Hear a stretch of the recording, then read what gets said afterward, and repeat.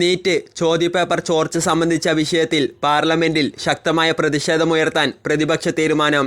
പാർലമെന്റിൽ പ്രതിപക്ഷ നേതാവ് രാഹുൽ ഗാന്ധിയുടെ നേതൃത്വത്തിൽ ഇന്ത്യ സഖ്യം വിഷയമുന്നയിക്കും.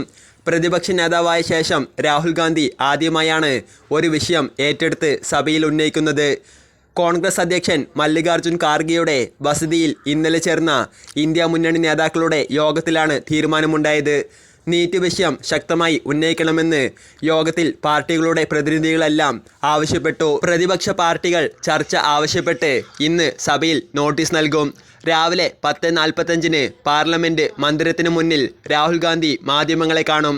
ചോദ്യപേപ്പർ ചോർച്ചയിൽ കേന്ദ്ര വിദ്യാഭ്യാസ മന്ത്രി ധർമ്മേന്ദ്ര പ്രധാന്റെ രാജി ആവശ്യപ്പെട്ട് ഡൽഹിയിൽ പ്രതിഷേധം ശക്തമാക്കാനാണ് വിദ്യാർത്ഥി സംഘടനകളുടെ തീരുമാനം. ഇന്നലെ NTA ആസ്ഥാനത്തിലേക്ക് നടന്ന മാർച്ചുകൾ സംഘർഷത്തിലാണ് കലാശിച്ചത്. അതിനിടെ കേസിൽ ഇടനിലക്കാർക്ക് സഹായം നൽകിയതിന് 2 പേരെ CBI അറസ്റ്റ് ചെയ്തിട്ടുണ്ട്.